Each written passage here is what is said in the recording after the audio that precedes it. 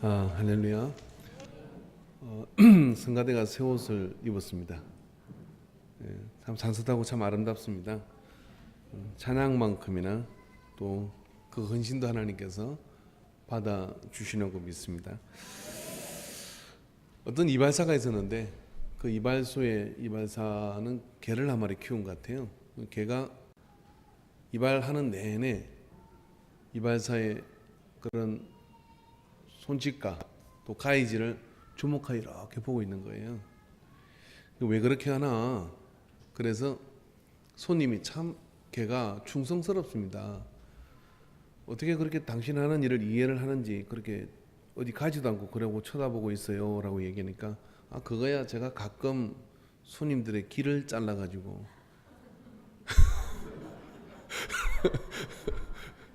제가 그 한 맛을 보더니 계속 지켜보고 있다는 거예요. 재미없죠? 예. 어떤 집사님이 기도를 하는데 옛날 이야기겠죠. 기도하다가 갑자기 선풍기 바람이 이렇게 날려서 원고가 날아가 버린 거예요. 기도하다가 내용을 다 잊어버렸어요. 그래서 주님, 선풍기가 기도문을 가져갔기에 이제 예수님 이름으로 마칩니다 그랬대요. 제가 주일만 되면 여러분을 좀 웃겨보려고 이렇게 부단히 애를 씁니다. 그럼에도 불구하고 심각한 표정과 또 무거움을 결코 포기하지 않는 여러분들을 볼 때마다 신천지가 아닌가 그런 생각을 하게 돼요. 왜 그렇게 어줍지 않은 유머를 하려고 그렇게 애를 쓰는 걸까요? 저는 왜냐하면 예수님과 제자들이 함께했던 그런 이 예수님과 함께했던 제자들의 모임은 어땠을 것 같습니까? 모일 때마다 우리가 세계 평화를 위해서 이 인류의 죄를 위해서 그렇게 심각한 토론을 하면서 진리가 무엇이냐 막 그렇게 이야기했을 것 같아요? 아니면은 모여서 즐거웠을 것 같습니까? 어느 쪽이십니까?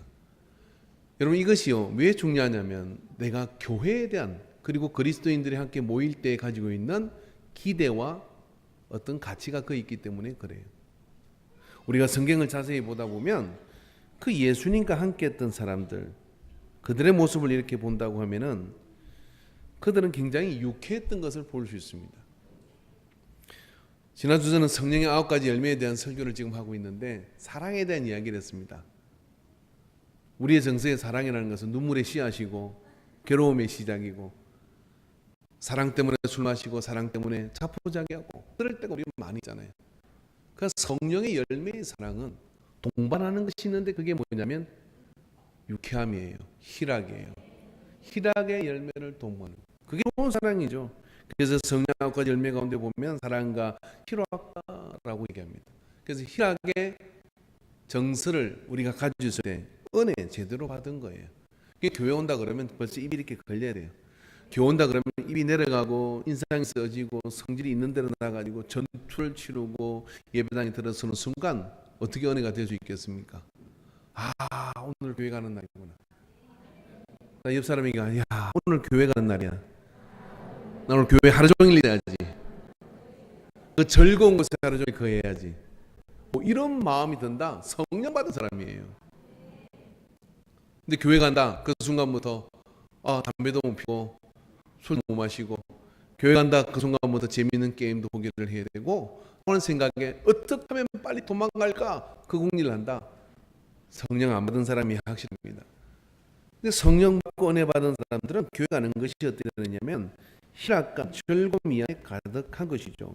그래서 오늘 본문의 말씀이 여러분이 주목해야 될 단어는 뭐냐면 새술과 새보대가 아닙니다. 여기 보면은 33절의 말씀을 그들이 예수께 말하되 요한의 제자는 자주 금식하며 기도하고 바리새인의 제자들은 또한 그들이 하던데 그 당시에 모든 경건하고 은혜 받은 사람들은 금식하고 기도하고 우거지상을 하고 다니면서 그냥 해골처럼 돌아다니는데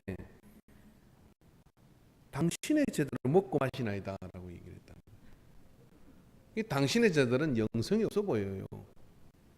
아니 하나님의 아들이신 예수님 보고 그 제자들과 함께 다니는 그들 보고 은혜가 없고 영성이 없어 보인다라고 얘기해요. 왜? 그 기준이 뭐냐면 당신들은 먹고 마시나이다. 따라해 보시다. 먹성과 영성은 비례한다. 어제 아닌가요? 어떤 사모님이 어떤 집사님 저기 맛집 있대요. 목사님 같이 가요 해서 제가 따라갔거든. 포개국수무로 온양까지 갔어요. 가보세요. 진짜 맞더라고요. 그랬더니 그 사모님 같이 왔길래 같이 가자 했어요. 그래서 데려갔어요. 근데 참 목회 시연을 하는 동안에 10년 넘게 하는 동안에도 한 번도 누가 거기 뭐 맛있는 게 있다고 목사님 같이 갑시다 소리 하는 사람이 없는데 어째 이러냐고 그래서 내가 우리 교회 표가 먹성과 영성이 필요한다. 쓰라치는 않았지만 그렇다라고 얘기를 했어요. 그죠? 근데 예수님이 그러신 거예요. 너희 어떻게 먹고 마시나이까? 라고 그렇게 이야기를 했다는 거예요. 이런 먹고 마시는 게 참 중요합니다. 전도서 8장 15절을 보니까 이에 내가 희락을 찬양하노니 희락을 찬양하는데 희락이 뭐냐? 이는 사람이 먹고 마시고 즐거워하는 것보다 더 나은 것이 해 아래 없음이라. 솔로몬이 전도서에서 먹고 마시고 즐기는 것보다 해 아래 좋은 게 없다는 거예요. 따라해보세요. 먹는 게 남는 거다. 그래서 오늘 성만찬을 통해 여러분에게 좀 먹여보려고 그래요. 열심히 먹으시길 주님 축원합니다. 그죠? 그래서 우리가 예수님과 함께 했던 그 제자들 이미지를 가슴에 품으시길 바랍니다. 그리고 예수님께서 하시는 말씀이 뭐냐면은 이렇게 말씀하시죠. 예수께서 그들에게 이르시되 혼인집 손님들이 신랑과 함께 있을 때 너희가 그 손님으로 금식하게 할 수 있느냐? 지금 신랑하고 같이 있는 이 제자들과 이 무리들은 나는 즐겁다. 그리고 그 제자들도 즐겁다 그러는 거예요. 우리가 금식은 언제 해야 되냐면 내 안에 예수님이 없는 것 같으면 그때 굶으셔야 됩니다. 내 안에 예수님이 안 계신 것 같고 죽으신 것 같고 그러면 금식하고 그 예수님을 찾아 신랑을 빼앗겼으니까. 근데 내 안에 예수님이 계시고 기쁨이 어떻게 돼요? 웬만하면 금식하지 마십시오. 먹고 기도하시고 즐겁게 찬양하고 할렐루야 하나님께 영광을 올리시기 바랍니다. 내가 40일 금식 오래 한번 목사님들한테 물어봤어요. 40일 금식할 때 기도가 됩니까? 그러니까 안 된다 하더라고요. 뭐 안 되는 짓을 왜 해요? 먹고 기도하지. 언제 기도가 됩니까? 그러니까 금식 끝나고 기도가 됐더래. 제가 금식을 비난하는 것이 아니라 보편적 정서 자체가 뭐냐면은 주님과 함께 했던 그 제자들은 이렇게 즐거웠다는 거예요. 그래서 여러분 우리가 교회 안에서 즐거움을 찾을 수 있느냐라고 생각했죠. 어떤 목사님이 목사 안수를 받으려고 하는데 헌신을 하고 은혜를 받아서 주님이 내 죄를 대신해 죽으신 걸 생각하고 내가 이 가장 가치 있는 일이라 싶어서 그 목사 안수를 딱 받으려고 하는데 이런 생각이 들더라고요. 목사가 되면 모든 재미를 보게 되고 목사가 되면 모든 누리는 것을 보게 되고 목사가 되면 모든 가지고 싶은 것도 포기해야 되는데 이걸 어떡하지? 은혜 받은 건 받은 거고 헌신한 건 헌신한 건데 이게 딱 지루할 것 같은 거예요. 저도 어릴 때 솔직히 고백했거든요. 고민했거든요. 어릴 때 정말 동네 테레비가 돌았는데 테레비만 좋은 게 없더라고요. 웃으면 복이 와요 보는 것도 재밌고 참 재밌어요. 근데 아버지한테 심각하게 물었습니다. 아버지 천국 가면 테레비 있습니까? 없을 것 같다 그렇게 얘기하더라고요. 그러면 거기가 천국입니까? 천국 가고 싶은 생각이 싹 없으시더라고요. 그죠? 근데 천국에 테레비가 있는지 없는지 모르지만 그 목사님도 그랬나 봅니다.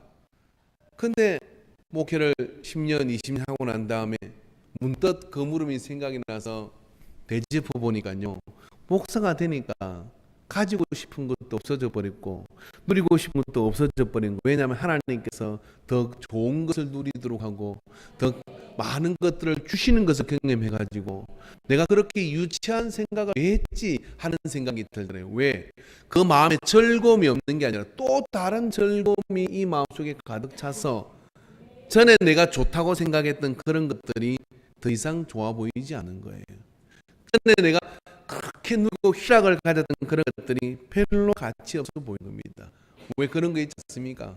내가 더 좋은 걸 누리다 보니까 전에 내가 그거 가지고 그냥 눈물 짜며 기뻐했던 것들, 그죠? 어머니 치맛자락을 붙들고 따라가겠다고 애를 쓰다가 오빠이 20원짜리 오빠이 과자 하나 던져주면 행복했던 그게 지금도 행복할까요? 지금은 꽃동심으로도 별로 행복하지 않습니다. 그게 우리가 이제 성장했다는 거잖아요. 왜? 많은 것들을 누리다 보니까. 그런데 말입니다. 예수님과 함께 했던 그들은 그렇기 때문에 주님과 함께는 그 시간이, 여러분 예수를 잘 믿고 사는 그 시간이 굉장히 힘들고 어려운 것 같지만은 세월 잘라서 딱 세워봅시다. 예수님께서 33년 동안 이 땅에 계셨는데 33년 동안요 예수님께서 즐겁지 않았던 시간은 얼마나 될 것 같습니까? 제가 볼 때는 십자가에 매달리기 잡히시고 죽으시는 3, 4일일 거예요. 공생에 되기 전에 예수님 모색과 함께 그 목수일을 하면서 일반적인 생활을 하셨겠죠. 그러지만 예수님과 함께하는 그 시간과 거기는 온통 에너지와 유쾌함이 넘쳤을 거예요. 예수님이 하신 말씀에 공생에 3년 동안 보면요 너무 재밌는 말씀이 많았죠. 남을 비난하는 사람도 이렇게 얘기하면 너 그런 비난하지 마 라고 얘기하지 않았어요. 야, 저기 통나무 같은 통나무를 눈에 받고 말이야, 다른 사람의 눈에 티를 뽑으려는 사람이 있어. 여러분은 안 웃지만 그 당시 사람들은 박장대소를 했어요. 세상에 그런 웃긴 사람이 있습니까? 왁장찍을 막 웃으면서 그런 다음에 이야기하는 거죠. 그게 남을 비난하는 사람이야 라고 이렇게 말씀하시는 예수님의 유쾌함을 그 시대에 웅충한 바리새인들과 경건하지 않으면서 속으로는 시커먼 그런 썩어 문드러진 그런 영성을 가지고서 해칠한 무덤처럼 다른 사람들을 다시 무덤으로 끌어들이고 있는 이들을 예수님께서는 바로 뒤집어 놓고 있었던 것이죠. 왜? 예수님과 함께 사람들 그렇게 했던 겁니다. 그래서 예수님과 함께 사람들이 제자들과 함께 갈릴리를 누리고 그럴 때 어떻게 걸었겠어요? 전부 다 천부여 어지없어 이러고 걸어 다녔겠어요? 이라고 돌아다녔어요. 이라고. 한번 해봅시다. 옆 사람에게 할렐루야, 할렐루야. 뭐 그런 맛이에요. 한 주 내내 힘들었다가도 야 오늘 교회 가는 날이다 할렐루야. 예, 등산 좋아하고요. 참 내가 군대에서도 보니까 암벽을 진짜 기가 막히게 뭐 타는 애가 있더라고요. 근데 걔 군대 와서도 온통 그 생각이 없어요. 왜 거기가 그렇게 좋으냐? 나는 높은 데 올라가면 죽을 것 같은데. 그러니까 사는 맛이 난데 그 자의를 붙들고서 암벽을 막 올라가다가 온몸에 그렇게 생각하면요 한 주 동안 아무리 힘들어도 주말에 대해서 그 암벽 다 생각하면요 온몸에 즐거움이 막 넘치는데, 암벽 타는 게 힘들잖아요. 목숨을 걸어야 되잖아요. 그런데 말이죠 그게 보람인 사람은 그게 즐거움이에요. 그걸 생각하면 저는 이 생각이 들었어요. 예배당에 나오는 사람들이, 예수 믿는 사람들이 그렇게 즐거울까? 여기만 즐거고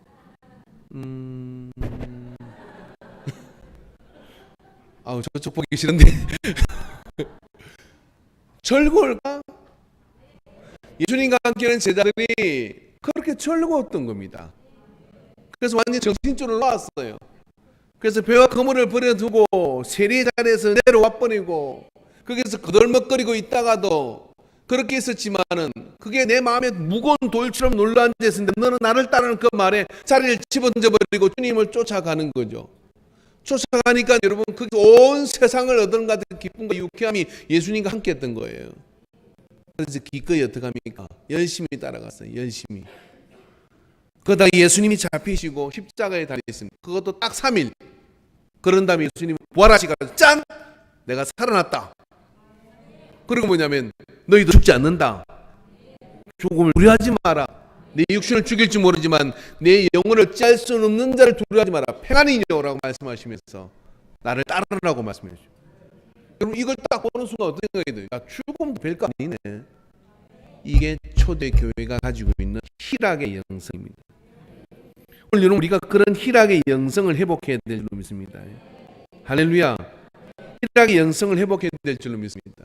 그래서 예수님께서는 당신의 사역의 대표적 출발을 어디다 잡냐면 가나 혼인잔치집을 잡은 거예요. 가나 혼인잔치집에서 예수님은 공생의 출발을 합니다. 첫 번째 기적을 여기서 베푸시죠. 그 첫 번째 기적이 뭡니까? 물이 변하여 포도주가 되게 하는 것이었어요. 잔치집이었다는 거예요. 예수님 생애 가운데 여러분 장례식 집도 있고 잔치집도 있는데 한 번도 예수님은 장례식이나 또 이 죽음의 행렬을 그냥 용납한 적이 없어요. 왜? 예수님과 함께하는 사람은 희락의 기쁨이 넘쳐야 되는데 초상치면 안 된다 이 말이에요. 그래서 여러분, 우리 근사님들 저 목회하는 동안에는 천국 가실 생각하지 마세요. 아멘 크게 하셔야 됩니다. 졸다가도 지금 하셔야 됩니다. 우리 며느리들이 아멘을 안 하네요. 할렐루야. 왜냐하면 예수님은 죽음과 맞지 않아요. 그는 나는 부활이요 생명이니 생명 덩어리신 예수님은 아인성으로 가시다가 거기 청년이 가보 독자 아들을 메고 내려오는 그 행렬을 보고 간을 멈춰요. 청년아 일어나라고 일으킵니다. 따라해 봅시다. 청년아 일어나라. 자기 이름을 부르고 얘기하십시오. 아무개 일어나 시작. 할렐루야. 사망의 그림자와 칙칙한 그림자와 이런 것들을 희락의 에너지와 능력으로 내몰아 버려야 돼요. 왜냐하면 예수님의 사역은 간 혼인잔치의 사역입니다. 그래서 주님께서 그곳에서 맛없고 새껍고 죽은 것 같은 이 물을 말입니다. 변화의 포도주가 되게 만들으신 거예요. 색깔이 있고 향이 있고 냄새가 있는, 그리고 마시면 변화가 일어나는 거죠. 얼굴이 붉어지는 게 변화가 일어나는 거예요. 그런 변화가 일어난 잔치집의 대표 어민 이 포도주를 만드셔서 그들에게 먹였습니다. 먹이니 그 사람들이 그걸 먹고 난 다음에 기분이 좋아졌어요. 왜 그러냐면 대부분 잔치집이라는 게 처음에는 좋은 것 같다가 나중에는 술이 좀 취했다 싶으면 물 타가지고 주는데, 아니 이 집은 도대체 끝까지 좋은 포도주가, 더 좋은 포도주가 나오는 거예요. 우리 교회가 그래야 될 줄로 믿습니다. 할렐루야. 더 좋은 와인을 맛보고 감격해서 이런 잔치집이 어디라고 얘기해요. 왜? 그 잔치의 에너지를 발산하는 분이 예수 그리스도이시기 때문에 그렇습니다. 그래서 여러분, 예수님은 잔치집을 만들어 가시는 거예요.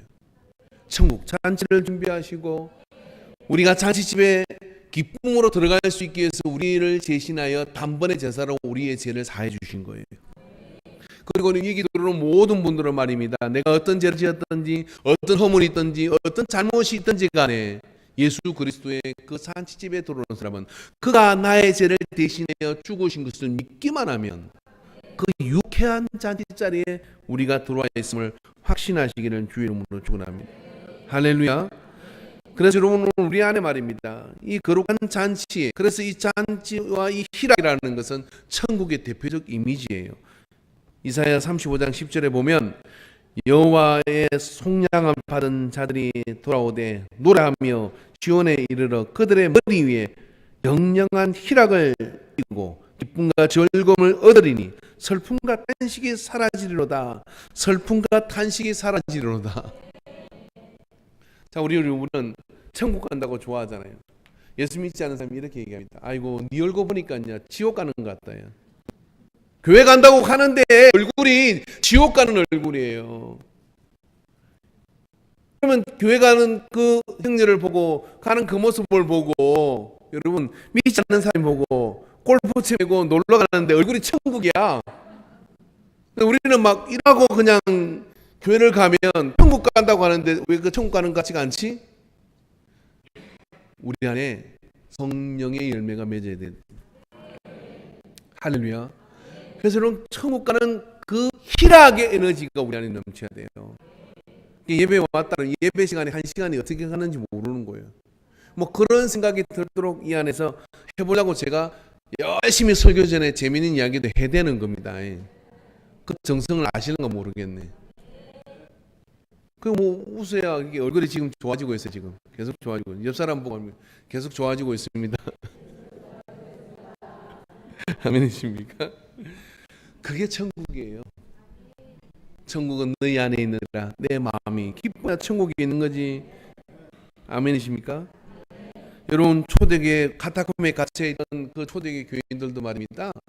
모이면 항상 즐거웠던 거예요. 오늘 우리가 성찬을 하지만 이 성찬일이 오죽했으면 초대교회는 뭐냐면 모여가지고 하도 이 성찬을 드시면서 웃고 떠들고 즐거워하는, 예수님 부활하셨으니까. 그리고 새언약을 우리 죄가 사해졌으니까 얼마나 좋았겠어요. 그렇게 철거하니까 쟤들 맨날 모여가지고 뭐 하는 거야? 도대체 이상한 짓을 하는 것 같다. 그렇게 비난을 들을 정도로 그들은 유쾌했던 겁니다. 여러분, 그래서 교회는 유쾌해야 부흥이 되는 거예요. 아멘이십니까? 유쾌함은 어둠과 절망을 내모르는 힘입니다. 우리 안에 여러분 어떤 절망과 어떤 그런 것들이 있다 할지라도 우리 안에 유쾌함이 있으면 그 유쾌함이 어둠과 절망을 내모는 강력한 에너지가 되는 것을 믿으시기를 주의 이름으로 축원합니다. 할렐루야. 제가 캄보디아를 여행한 적이 있어요. 캄보디아 가보니까요, 야, 이게 나라가 이제 엉망이더라고요. 왜 그러냐면은 대중교통이 없어요. 땅이 굉장히 넓고 오지가 많은데 대중교통이 없다는 거예요. 국가에서 왜 대중교통을 안 만드는 것입니까? 라고 물어도 정책적으로 안 만든대요. 그게 마을 버스나 그런 어떤 뭐 전철이나 이런 대중교통 자체가 없어요. 어떻게 나라가 유지됩니까? 그러니까 애가 태어나고 움직이기 시작하면 국가에서 보조를 줘, 보조를. 오토바이를 사라고 보조를 주는 거예요. 그럼 오토바이를 사는데 국가에서 어떻게 하냐면 그것은 말하면 잡혀간다 그러더라고요. 그래서 여와서 이게 열심히 얘기해야지. 100만 원, 우리 돈은 100만 원 넘는 돈이, 그 사람들 한 달 월급이 10만 원이 채 넘질 않아요. 10만 원도 안 됩니다.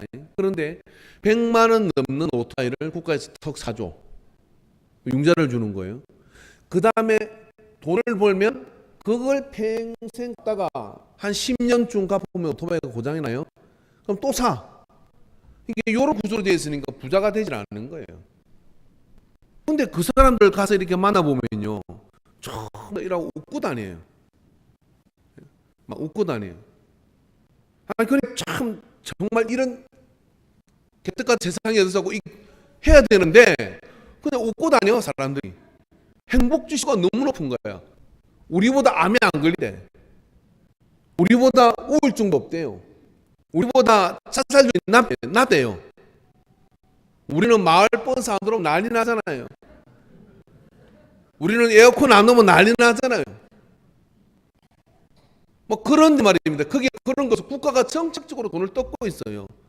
그런데도 이게 걸려요. 그 이유가 뭐냐고 물어봤더니 그냥 이 국민성 자체가 그렇대. 그냥 그냥 기뻐한대. 이게 참 바보 같기도 하고 막 그렇기도 한데 말입니다. 그러니까 그 어마어마한 킬링필드에 그런 어떤 학살과 그런 일이 있었음에도 불구하고 가보면요, 굉장히 일하고 웃고 다녀요. 그러면서 한편 이런 생각이 들더라고요. 우리는 우리가 웃어야 될 이유와 희락해야 될 이유를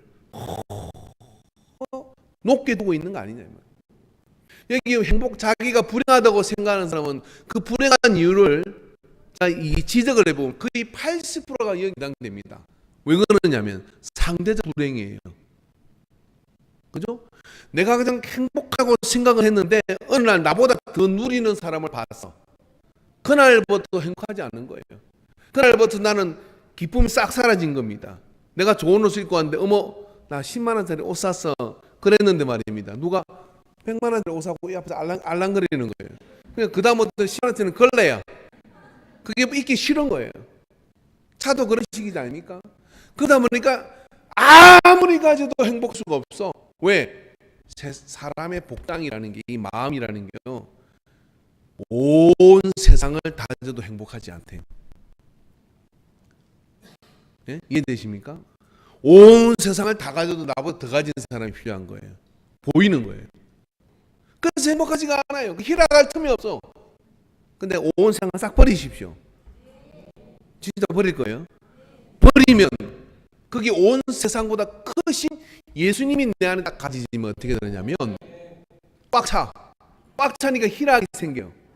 희락이 생기는 건 오늘 밥 먹었으니까 행복하고, 오늘 입을 열어 찬양할 수 있으니까 행복하고, 오늘 예배를 드릴 수 있으니까 행복하고, 하루를 살아도 희락이라는 이 기쁨이 우리 속에 자리구경하면요, 그 다음부터는요, 모든 두려움과 모든 환경에 대한 새로운 해석이 생겨요.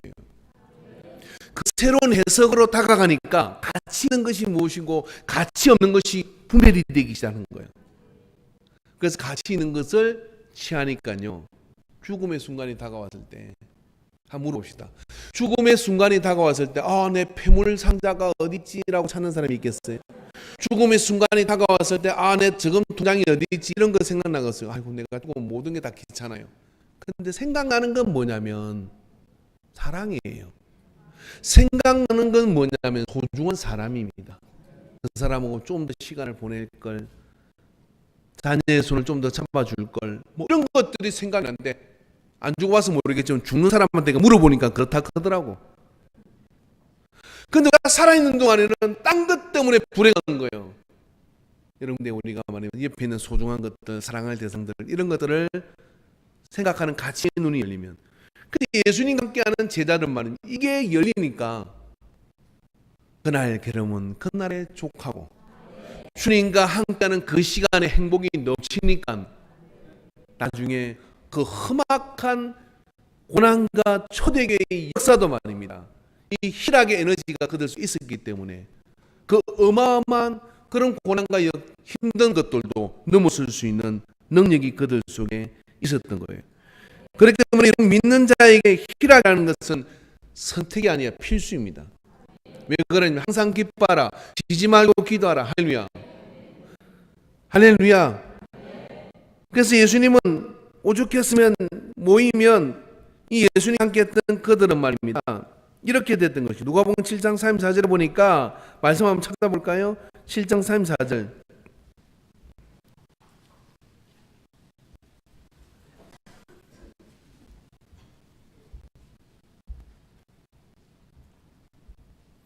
다 찾으셨으면 아멘 합시다. 찾으셨습니까? 예, 한 목소리를 같이 읽어볼까요? 시작.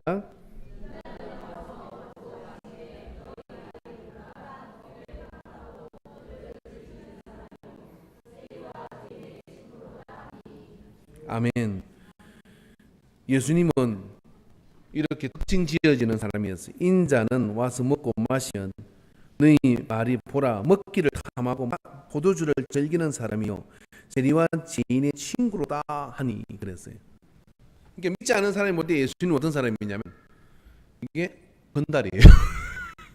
그냥 먹기를 탐하고 마시기를 즐기고 세리와 장류와 꼭 즐겁게 지내는 사람이라는 거예요.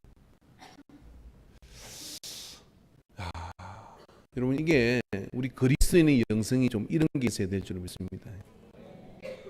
최근에 PD 수첩에 보니까 불교계가 난리가 났대요. 큰 스님에게 묻습니다. 뭐 그런 1, 2부를 제가 봤는데 나는 그 양반들이 그 절에서 그냥 얌전 들고 앉아서 그런 줄 알았어요. 근데 난리가 아니에요. 불국사고 무슨 수독사고 뭐 궁금하면 집에 가서 보세요. 근데 또 신부님들은 또 얼마나 또 이렇게 가운 입고 점잖합니까? 목사는 좀 날라리 같아 보이잖아요. 이렇게 끼고 저렇게 끼고. 근데 조금 보면 다 보여요. 근데 예수님이 그 당시 좀 그러신 것 같습니다. 겉으로 드러나는 경건함이 아니라 할렐루야 속에서부터 성령의 열매로 희락하는 우리가 되어야 될 줄 믿습니다. 이 속에서부터 하나님 때문에 주님 때문에 기쁜 생각이 들면 여러분 그 기쁨 때문에 말입니다. 우리에게 닥쳐오는 암울하고 우리에게 닥쳐오는 정말 심각한 상황을 넘어설 수 있는 에너지가 그것부터 나와요. 그래 하면 안 걸려요. 그래 하면 우울증 걸립니다. 그래 하면 예수 믿어도 여러분 세상 살고 싶지 않은 생각이 들어요. 그래서 빌립보서 4장 4절 보니까 주 안에서 항상 기뻐라. 내가 다시 말하노니 기뻐라. 말씀이니까 여러분 세 번씩 건면해 봅시다. 주 안에서 항상 기뻐라. 내가 다시 말하노니 기뻐라.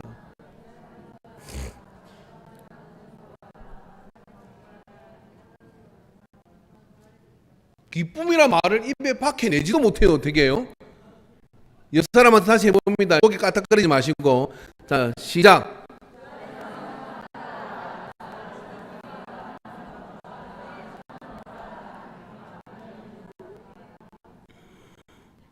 그래요. 은혜의 폭탄은요 기쁨으로 와야 되는 거예요. 빌립보 교회를 향해서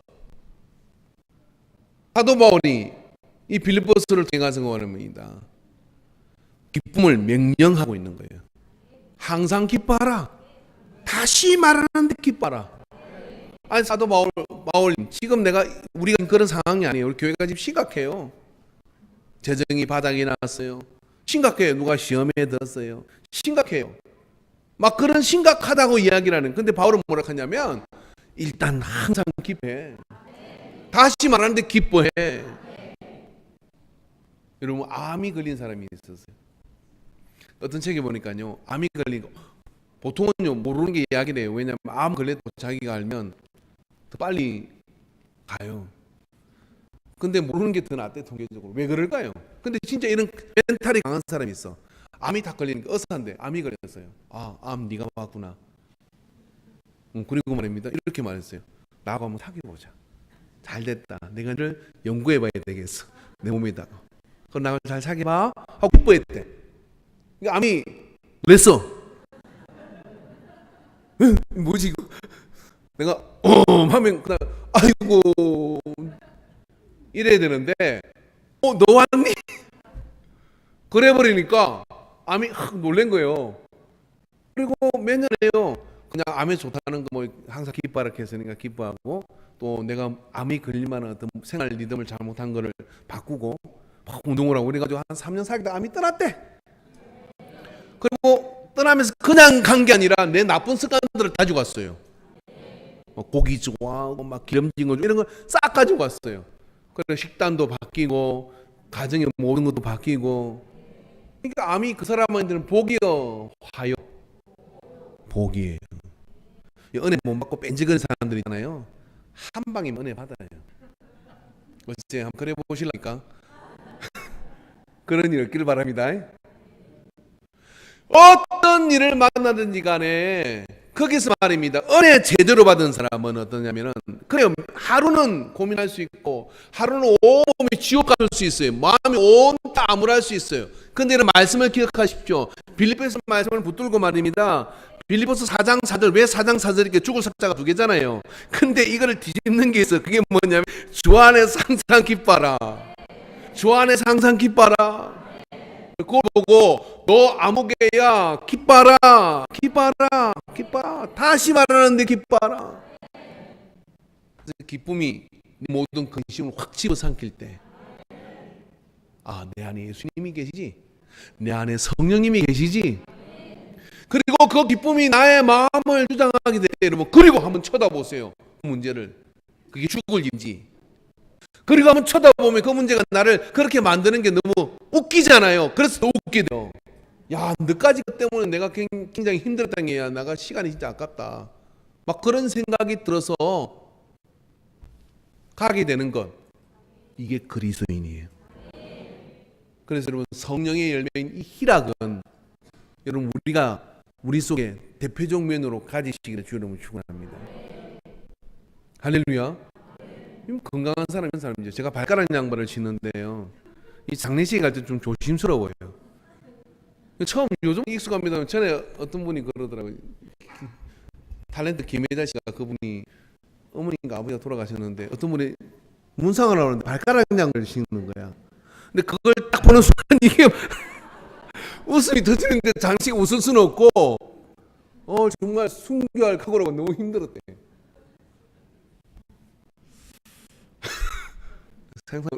마치 보세요. 여러분 우리 민족의 근성이라는 것은요 해악이에요. 해악. 정말 양반과 기천이 있던 그 시대에 각시탄을 쓰고 마당놀이를 하면서 해악으로 그 모든 그 기쁨으로 희락으로 그 모든 걸 풀어냈던 거예요. 그래서 그 험악한 세월을 이길 수 있어요. 이게 우리가 가진 DNA거든요. 여러분 교회가 오늘 우리 안에 대표적 이미지가 뭐냐면 희락이어야 됩니다. 희락을 할 때 희락의 에너지가 우리 안에 넘쳐나게 될 때 말입니다. 주님 나라 가는 것도 우리가 고난 가운데서 이게서 힘든 일을 겪게 되더라 말입니다. 함께 즐거워하고 희락하면 그 속에서 못할 일이 없어지는 거예요. 그래서 여기 있는 목사가 이제 인간교회를 핸들을 잡고 이제 주님이 조종하지만 가잖아요. 우리는 그러니까 관광버스 몰고 가는 거예요. 할렐루야. 천국까지 뭐 전투함을 만들고 이러지는 않을 거예요. 제가 옛날에 그랬어요. 자, 장전하고 포를 준비하고 영적 전쟁을 해야 돼. 막 그랬는데 그랬더니 다 도망간 거 없더라고요. 근데 희락의 에너지가 되면요, 위급한 상황이 돼도요, 전부 다 어떻게 되냐면 다시 뭉칩니다. 그리고 즐거움으로 그걸 해내고 이겨나갈 수가 있어요. 우리 인간교회가 그런 성령의 열매 풍성해지기를 주님 축원합니다. 아멘이십니까? 그렇게 한다 그러면 우리 속에서 악한 사단이 거할 수 있는 틈이 별로 없어지게 됩니다. 그래서 여러분 어찌든지 희락해야 돼요. 나이가 들면 여러분 입이 자꾸 이렇게 내려가요. 저도 보니까 내려가더라고. 한번 올려보세요.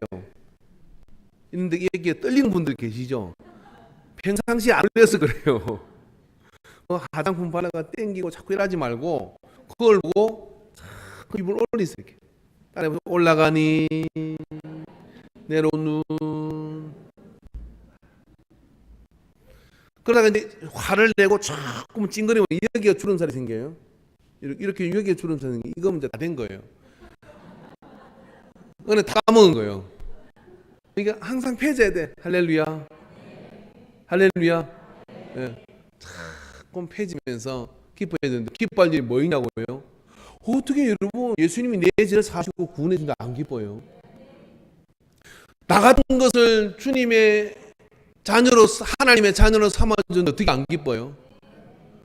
혹시 오늘 집에 양식이 없어서 굶고 오신 분 계세요? 여러분 지구 인구에 여러분 우리나라 이 지구상에 살고 있는 사람 중에요 몇 초마다 얼마나 굶어 죽고 있는지 아세요?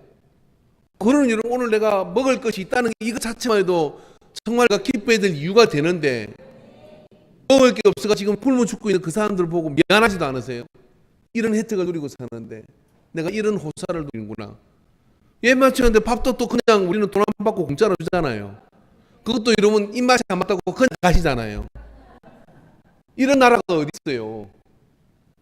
이 멋진 나라에 사시면서 행복하지 않은 이유가 없다는 사실을 기억하시고 그 가운데 교회에 다니는 우리는 성령의 열매로 기뻐할 이유가 충분히 있음을 기억하시기 바랍니다. 그래서 자꾸만 기뻐하면 괜히 여러분 동네 다니면서 전도하지 마세요. 일하고 믿습니까? 이러고 돌아다니고 그러면서 예수 믿으세요. 천국 지옥 막 그러면서 일하고 다니면 지옥 같아서 안 와요. 그거 하지 말고 항상 기뻐라. 내가 다시 오늘 기뻐라. 근데 다 알아. 그 사람이 지금 차 사고가 났고 그 사람이 지금 집에 엉망이 되고 그 사람이 지금 힘들어. 근데 말이야 얼굴이 말입니다. 기쁨이야. 그럼 사람들이 이렇게 믿는 구석이 있는 것 같다 그래요. 뭐 시아버지가 잘 사나 친정아버지가 잘 사나 뭐가 있는 것 같다 그래요. 형제는 통장에 로또를 맞았나. 근데 그런 거 없다 그래. 근데 계속 기뻐하거든요. 그래서 기쁨으로 자꾸만 다니니까 상황이 극복되어지고 문제가 해결되어지면서 지나가는데 보니까 그게 전화위복의 기회가 되고 그러면 가만히 보고 있던 사람들이 아 그게 힘이구나. 예수 믿는 거. 근데 그 사람이 인간교회를 다니네. 따라오는 거예요. 같이 춤을 추며. 근데 장례행령이 돼가지고 캔디다 못해 쓰러질 때 이거 우리끼리만 부르고 말아요. 아멘. 희락의 에너지가 넘쳐야 돼요. 오늘 당장 보도가 나더라도 죽이신 분이 살리실 걸 믿습니다. 하고 희락의 에너지를 가지고 있으면요 천사를 보내주셔요. 희락의 에너지를 가지고 있으면 죽을 길에서 살 길을 찾아요. 그래서 어느 때든지 빼앗기지 마시기 바랍니다. 아멘이십니까? 저희 집은 산시 신월동 29번지에 살았습니다. 오남매가 살았고요. 저희 아버지가 어머니 전학고 난 다음에 비로소 보리밥을 먹다가 쌀밥을 먹었대요. 근데 지금 생각하니까 아침에 일어나면 오강이 얼고 겨울에는 마선이 춥지도 않은데 유리 얼음이 짱짱 얼어서요. 그런데 기억나는 게 한 가지 있다 그러면 오남매가 모여서 고무다리에다 뜨거운 물을 데펴서 갖다 놓으면 발 담그고 앉아가지고 계속해서 웃음이 끊이지 않는 거예요. 뭐가 그리 기뻤을까요? 뭐가 그리 좋은 게 있었을까요? 수박 하나를 우물에다 갖다 놓으면요 일곱 여덟 명이 모여가지고 우물물에 불은 줄도 모르고 거기다가 사이다 타고 설탕 가지고 여름이면 시원하게 나눠 먹었습니다. 근데 항상 유쾌했던 것 같아요. 그 유쾌의 주범 뭘까 누굴까 생각해 보니까 그 모든 책임을 걸머쥐고 가는 아버지였던 것 같아요. 그 어느 어머니도 굉장히 유쾌한 분이었습니다. 막 화를 낼 때도 있지만 유쾌할 때는 너무 유쾌해요. 저희 아버지하고 이제 장례를 치르고 난 다음에 얼마나 속이 상하셨는지 무덤에 가서 이제 다들 자녀들은 거기서 기도하고 예배드리고 한쪽으로 가서 이제 음료수 먹으면서 내려갈 준비를 하는데 혼자 꽃을 딱 걷고 가시더니 턱 들고 가시가지고 무덤 앞에다 아나 여기 있다. 먼저 가니까 좋냐? 그 말이 우리 자녀들의 사이들하고 점프해서 배를 잡고 웃어야 될지 말아야 될지 유쾌한 분이셨어요. 지금 생각하는 게 참 유쾌한 분이다 그런 생각이 들어요. 아버지도 아마 듣지는 못하지만 응수하지 않았겠습니까? 예, 그 유쾌함이 늘 우리 그리스도인의 가정의 에너지였습니다. 그래서 제가 자녀 개원 잘하는 건 모르지만 우리 애들한테 물어보면 아버지는 재밌는 사람이라는 걸 확실할 것 같아요. 여러분도요 예수 믿는 것 가지고 무게 잡고 사시지 마시고 성령의 열매가 희락인 것을 기억하시기 바랍니다. 성령의 열매가 희락인 것을 기억하고 뭐 애가 빵점을 받아왔어요. 그 다음에 막 몽둥이를 찾아 찾고 파리채를 찾아 이런 거 하지 마세요. 야 내가 아는 모든 처제들은 학교 가서 빵점 받더라요. 네가 정말 위대한 인물이 되겠다 하고 빵점을 거꾸로 잡아가지고 110점이다 110점이냐 그렇게 웃겨주면 얘가 말입니다 다음에 성적표를 숙이지 않아요. 그리고 50점 받아오면서 만세를 부르고 옵니다. 50점 받고 나 오늘 진짜 성적 진짜 잘 받았어 40점 그게 성적이냐가 아니에요. 이야 너 정말 대단하다. 예? 그렇게 해주면 얘가 말입니다. 예? 공부는 못 가지고 그래 힘들 수는 있어도 사상이 밝으니까 밖에 나가 먼 일을 하더라도 예? 자신감 있게 해가지고 걔가 사장이 돼가지고 공부 열심히 한 서울대학 다니는 애들 다 직원 삼아가지고 예? 부려먹으며 살아요. 진짜라니까요 이게. 근데 니까지 뭘 하겠냐 그래가지고 인생 어떻게 살래. 내가 기도한 게 헛것이다. 온갖 저주를 다 퍼붓고 그 다음에 주일날 교회 따라오려고 하니까 어떻게 못 따라오게 합니다. 너는 학원 가라. 학생회는 가서 뭐하냐. 이런 근사가 있대요 세상에. 희락을 빼앗기면 안 돼요. 하나님이 다 키우는 거예요. 할렐루야. 우리에게 희락을 빼앗아갈 수 있는 게 뭐가 있을까요? 만약에 있다 그러면 여러분 그게 하나님보다 큽니까? 하나님보다 크지 않는 줄 믿습니다. 마르틴 루터가 종교개혁을 할 때 부인을 잘 만났어요. 그 부인이 말입니다. 키도 조그만하고 수녀들 가운데 제일 못생긴 수녀가 그 수녀였대. 이게 루터의 어떤 그런 종교개혁에 찬성해서 온 수녀들이 같이 살았는데 수도사들도 나와가지고 다 짝짓고 가고 남은 이 부인이 그 여자였다는 거거든요. 그래 그 밤에 찾아왔더니 루터한테 다 짝지어 갔는데 나만 남았다는 거야. 나도 어떻게 해줘야 될 거 아니냐 그러니까 그럼 나하고 사귀다 걔가 사는 거야. 근데 이 부인 진짜 유럽 여행을 가면 그 동상을 하나 세놨던데 멋져요. 루터 종교를 하고 이제 로마 가톨릭 파문을 받아서 종교 재판에 끌려나가게 생겼는데 그때 온갖 그런 우울함이 음습하고 얼굴이 그냥 묵을 때 묵을 수가 없어. 이 부인이 말이 얼마나 해악이 넘치는 사람이냐면은 상을 탁 입고 루터 앞에 가가지고 통곡을 하는 거 아이고 부인 왜 그러시오 그랬더니 내가 당신의 얼굴을 보니 하나님이 죽은 것 같아서 통곡을 하여. 루터가 정신이 번쩍 들었어. 그렇지 하나님이 죽은 건 아니지. 그러고 얼굴 내주는 강한 성이요.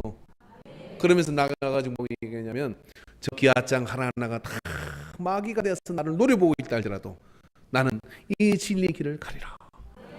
그렇게 선포하니까 부인이 좋아가지고 얼굴이 환해졌다는 거예요. 여러분 아내는 어찌든 웃어야 돼요. 할렐루야. 그죠? 그냥 집에 들어왔는데 그냥 인상 쓰고 있으면 안 돼요. 안에 내 안에 있는 해가 돼야 되잖아요.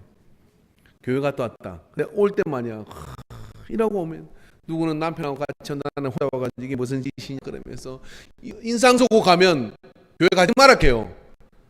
그런데 말입니다. 교회만 갔다 오면 그냥 무슨 뽕 맞은 것처럼 기분이 좋아가지고 오면 안 믿어도 교회 가라 그래요. 교회 가면 좋아지니까 기분이. 예? 그런 은혜 받은 곳이 되어야 돼요. 할렐루야. 따라합시다. 희락은 성령의 열매다. 이 희락은 뭐냐면 유쾌함이에요. 유쾌함. 성령의 열매는 유쾌한 것이 있었습니다. 여러분 우리에게 성령이 임하니까 그 안에 유쾌함이 넘친 것이죠. 그래서 오늘 여러분 식사 시간에 점심시간에 이렇게 앉아서 밥 먹을 때 이렇게 봐서 인상 쓰고 있는 분들은 좀 피해서 앉으시기 바랍니다. 그리고 이렇게 봐서 기분 좋은 분하고 같이 앉는데 앉아서 여러분 시덥잖은 이야기 좀 하시기 바랍니다. 그죠? 은혜 받은 이야기도 좋고 다 좋은데 오늘은 좀 유쾌한 이야기를 하나씩 하십시오. 즐겁게 뭐 내가 겪어봤는 이야기 그런 이야기도 해도 좋아요. 그래서 그런 마음이 있어야 그 다음에 뭐가 들어가냐면 주님의 진리의 코드가 맞아지기 시작하는 거예요. 그런 은혜 속에 저와 여러분이 서게 되기를 주 이름으로 축원합니다. 할렐루야. 그래서 유쾌함은 건강을 우리에게 좋아지게 만들고 유쾌함은 다른 걸 보게 만들어요. 우울하고 그리고 그 문제에 대해서 심각하지만 꼭 죽을 일만 보여요. 그러나 그 상황 속에서 말입니다. 내가 유쾌함을 가지고 있으면 그 속에서 말입니다. 예? 그 속에서 우리는 다른 길을 보게 되는 거예요. 제가 들은 참 유쾌한 이야기 중에 예, 다음에 얘기해 드릴게.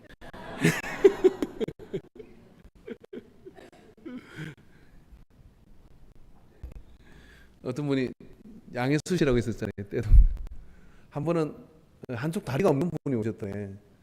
자기 기분이 되게 좋더래요.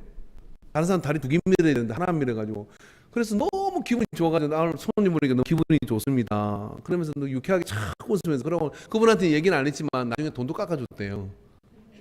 그래서 저를 보고 마사지를 한번 해줄까 그랬는데 목사님은 안 된대요. 왜냐면 덩치가 커가지고 2인분으로 들기 때문에 목사님 같은 사람이 힘들도 안 해주는 거예요. 근데 그 얘기를 듣다 보면 참 유쾌한 생각이 들어요. 모든 상황을 우리가 유쾌함으로 바라보면 그 속에 많은 일들이 즐거운 일이 있는데 그러다 보면 어떻게 되냐면 예수님 닮게 될 줄 믿습니다. 따라합시다. 이번 한 동안 여러분 학생을 하시기를 바라는데요. 어떤 상황과 어떤 환경 속에서도 유쾌함으로 대답해라. 할렐루야. 유쾌함으로 대답하시기를 바랍니다. 기도하겠습니다.